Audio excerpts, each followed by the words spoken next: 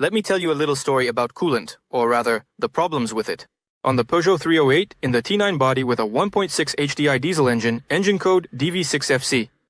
The video is quite long, maybe a bit drawn out, but if you have similar symptoms, I'm sure the nuances and details will be the most interesting to you. Usually no one talks about them. Let's get started.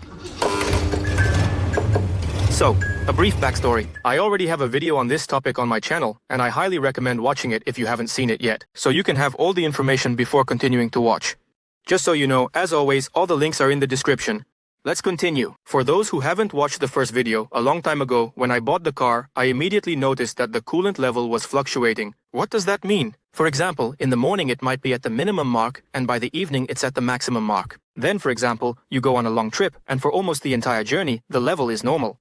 Or, on the contrary, it's not normal, and the level is below the minimum. The tank is almost empty. I observed this for a long time and tried to catch some kind of pattern. What does this actually depend on? It could depend on the weather outside, the duration of the trips, or even the engine's temperature.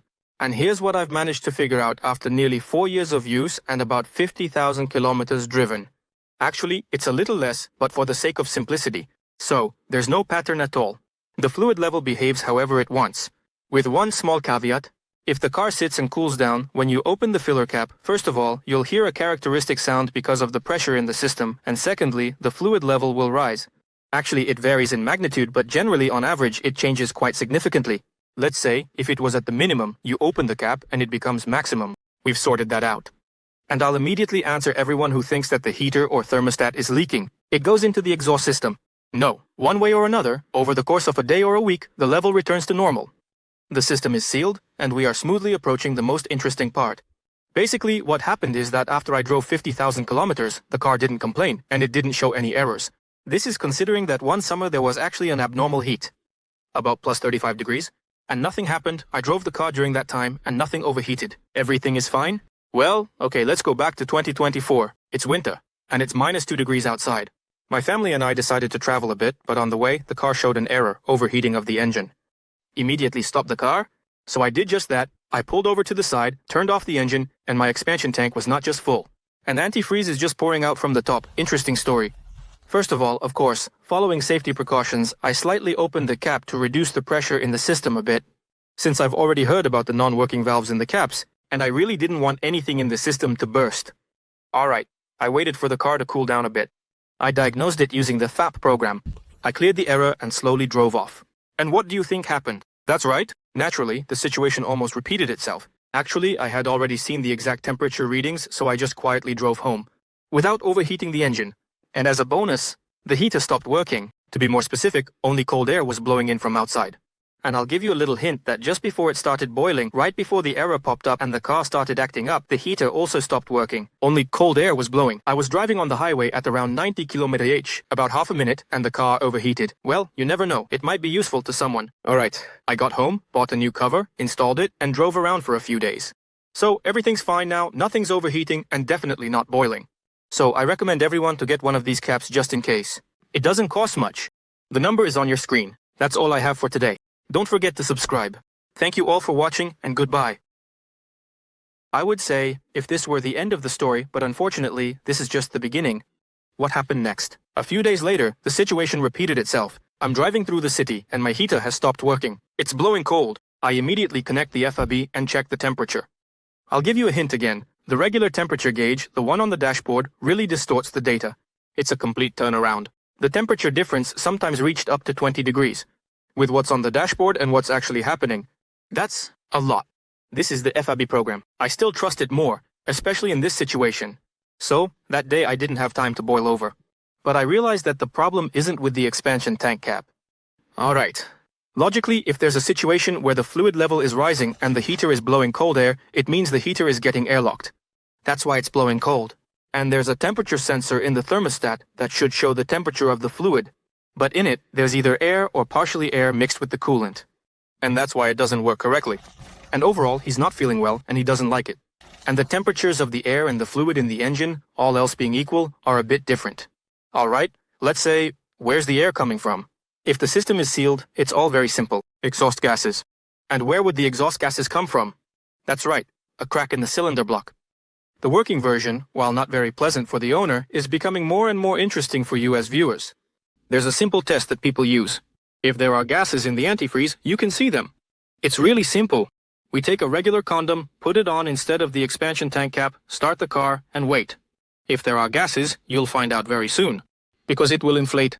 How fast? Well, let's just say I waited several times and even on different days, but no, nothing inflated. Absolutely nothing inflated, just zero. It shouldn't be like that.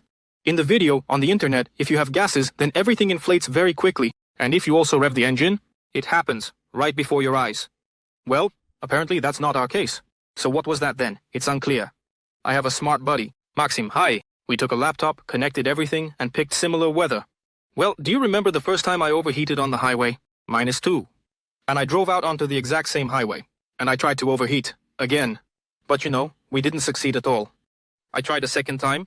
It's not overheating. Third, nothing. Fourth, fifth, sixth, nothing. The car isn't overheating. The level in the coolant reservoir didn't drop even a millimeter. Although usually it changes. So, the car got scared. Alright, another smart master about all these French things of yours. Vova hi. I was given a life hack. To understand that it's gases and things are bad, you open the cap of the expansion tank, which releases the pressure in the system, then you close the cap and start the engine, the car. Press the pedal sharply 3 to 4 times, up to about 3.5 to 4,000 RPMs. Shut off the car and in complete silence, open the cap of the expansion tank. If you hear a characteristic pop, then that's it, it's gases. I tried to do a similar test. A pop, yes. So, what does that mean? So, it's gases. Not the best news. But then why didn't it show up at all on the highway? Why is the problem intermittent? I sincerely apologize, but this problem, if it really is one, isn't just 5 days, but 50,000 kilometers. It probably should have somehow, well, progressed, or something. In general, I didn't stop there. For those who love a scientific approach, there's a procedure for checking for exhaust gases in the antifreeze. In short, it's the same as with a condom, only instead of a cap, you install this thing with a special liquid. Reagent. And if there are exhaust gases in the antifreeze, you can't fool the chemistry. The liquid will change color depending on the amount of gases. To green if there are a few, and bright yellow if there are a lot. I think it's based on the colors like that. I might be mistaken.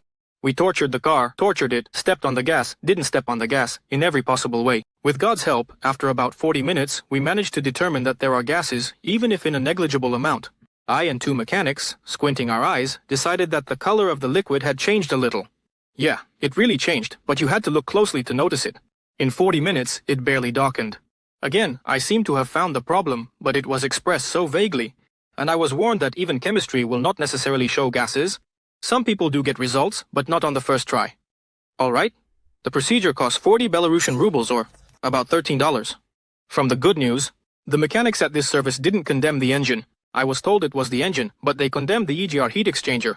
They said they've encountered this kind of problem with these engines before, and you either need to replace the heat exchanger, or if, like in my case, the ecology is disabled, then you have to remove the heat exchanger, mechanically put a plug on it, and put everything back in place. And it seemed like, well, it's a normal thing, right? The problem is that the procedure is not cheap and is labor-intensive. According to them, you actually need to remove the engine because there's no other way to get to it. I can't say for sure, but it seems to me that access to it is more or less okay. But maybe they know better, I just haven't tried to take it off. Alright, for now, I've decided not to rush to conclusions, especially since Vova suggested a little life hack that he picked up, as I understood, from the EP6 engine, the very same EP6. Now I'll tell you, and even explain it schematically. I apologize in advance for the significant simplification, but that doesn't change the essence. Here's our engine. It's located at the bottom. The pump circulates the antifreeze through the system. There's a thermostat mounted on top of the engine. It's complicated. There are a lot of outlets from it, both for the heater and for the main circuit. And all of this, so, in normal operation, everything is fine. But if there's air or exhaust gases in the fluid, they take up some volume. That's exactly why the level of antifreeze rises, because there's air somewhere in the system down below. And until it reaches the expansion tank through the thermostat, through all the hoses, through the steam pipe, the level is high. But as soon as the bubble reaches the tank, the level immediately returns to normal, until the next air bubble appears, and so on in a loop. So, there is one, let's say, legal solution. Look, if we take the beloved 1.5 HDI, specifically the DW5RC, and look at the cooling system, and more specifically at the expansion tank, we'll see that for this engine, the factory could have installed 2 versions of the expansion tank, with 1 steam pipe and, attention, with 2 steam pipes. The upper one, that's clear. But what about the lower one? Where does it go and where does it come from? But what does the lower one do? Where does it come from and where does it go? Let's recall our diagram. Here is the thermostat. It has a drain. which is the highest point from which you can bleed air. So, this is the lower opening. The lower vent, if I may call it that. It connects the drain on the thermostat to the expansion tank. This way, if there's air in the system, it used to go into the thermostat and start its journey through the heaters, through the pipes, the large and small cooling circuits, and so on. And with the additional vent, any air along with the liquid goes straight to the expansion tank. And if a critical amount of gas accumulates, it is released through the valve in the cap. If so, the pressure there is low, around 1.5 to 2 atmospheres. About that. Something like that. One more time. This system with 2 vents is not a makeshift solution. This is a factory solution for 1.5 engines. I saw it with my own eyes. Honestly, I'm not sure if it's the case for all engines. Because, I repeat, according to the diagram, there's an option with just 1 vent. I don't know what it depends on. Maybe it's due to the climate or something else. If anyone has more detailed information, don't hesitate to share it in the comments. So, let me tell you how to make such an upgrade. Let me digress a bit. I've introduced a feature on my channel called sponsorship. If you're watching my channel because of the videos about the Peugeot 308, and if you like what I'm doing, and besides likes and kind words in the comments, you're ready to support the channel and its growth, I would be grateful, of course. It's not just for nothing, and not just for pretty eyes. Sponsors get some nice bonuses. All the details, the video link is in the description. Thank you. First of all, the most important thing is that you need an expansion tank like this one with 2 small openings. Where can I get it? It fits perfectly from the gasoline 1.6 of the same year, or from the 1.5 HDI engines. I bought it on Bumper Buy for 35 Belarusian rubles, or a little over $10. Important note. It's really good if you buy a tank that already has the connectors, or whatever you want to call them. If not, you'll have to buy them separately. As for the cost, they'll come out to about the same as the tank itself. Try to buy it as a complete set right away. Next, the most interesting and challenging part, there's a special drain on the thermostat. You need to remove it. To do this, we close the expansion tank so that the liquid doesn't spill. Next, you just need to press down, right here, and these 2 locks will loosen up, and you can pull this plug towards you. One more time. We pressed down and pulled towards us. You can help yourself a bit, for example, with a very small screwdriver. The main thing here is to be careful and not rush. Since this plug is factory installed, it comes out a bit reluctantly the first time. Let's just say, it doesn't come out easily. Show a little patience.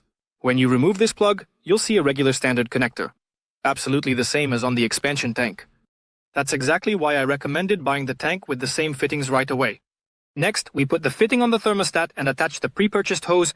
I bought this oil and gasoline resistant one. Fagumit Retro 10 Premium with an inner diameter of 6 mm. I'll go into more detail about the hose. This is very important. If the hose is poor quality, unreliable, and suddenly cracks or bursts, it can lead to rapid engine overheating and a cylinder block replacement. So, it's definitely not worth saving on the hose. It will end up costing more later. The one I took is designed for aggressive liquids, including diesel fuel and stuff like that, as well as temperatures from -30 to +100 degrees. This is exactly ours. But 100 degrees seems to be right. Well, some kind of threshold value. But the manufacturer claims it can withstand up to 125 degrees for a short time. Plus, the material used is NBR. Simply put, it's oil and gasoline resistant rubber that can withstand high temperatures. The emphasis here is specifically on high temperatures. For example, I got a sealing ring for the turbo from that kind of rubber. If you haven't seen the video, take a look. I've already driven on that ring for about 2 years, and the performance is excellent. So, let's get back to the hose. We don't skimp on it, we buy a good one. In length, you need a little less than 1 meter 40 centimeters, about 1 meter 36. It's better to get a bit more so you can trim it on site. The inner diameter is 6 millimeters. If you want to make everything really nice, you can buy something like this. It's called cable braid. The diameter is from 10 to 20 millimeters. It needs to be a little bit bigger, about 1 meter, 60 centimeters. It will provide additional protection against mechanical damage, including vibrations. We're back. We put on the hose, put on the braid, and lifted it up. Temporarily tie it to the hood so that the fluid doesn't spill out. Next, open the expansion tank and pump out all the fluid from it, either with a bulb or a large syringe. When the tank is empty, remove the metal clip from the thick hose at the bottom and pull the hose out. You disconnect it from the tank. It comes out easily. To remove the tank from the body, you need to press on this plastic clip. The tank will move to the side. Then press down again and remove it from the second clip. Nothing complicated. I'll pause for a moment on the expansion tank. As I mentioned, I bought it used, and to put it mildly, it doesn't look very good. But if you take a bit of oxygen stain remover from your wife and some boiling water, this thing works wonders. In just 10-15 minutes, your tank will be close to perfect. the old reservoir was removed, and the new one was installed. We connected the lower vent. Our hose, which we bought, has some features. Since the hose is thick, it's easier to first snap the vent fitting in place and then slide the hose onto it. First, lubricate the fittings tree with coolant. It's, thick.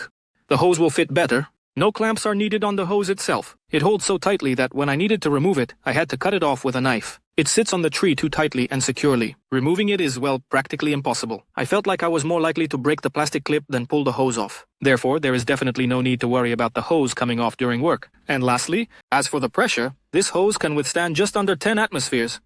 There won't be anywhere near that pressure in the system. Just to remind you, the maximum will be 2, and it probably won't even reach 2. Well, I think that's everything I've covered. We connect the upper vent, fill it with antifreeze to the level, and enjoy life. At the time of the video release, I had driven about 4,000 kilometers with this upgraded tank. And from the first impressions, everything is great. The coolant level is as steady as a rock, just like it should be in a normal car. No need for any dancing around. The circulation of the coolant has significantly improved than it was, if that has any effect. Now, the fluid circulates constantly through this hose. There wasn't such circulation in the reservoir before. Next, from my observations, before, when you drove the car, let it cool down, and then opened the cap, you would hear a pop. From the pressure,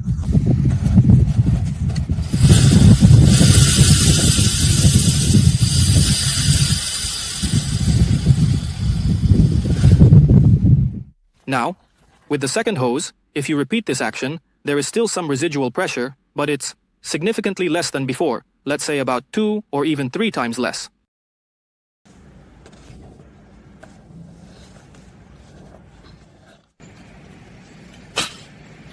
Well, as for the car's performance, as for the heating, the temperature, overall, no complaints, just positive feelings.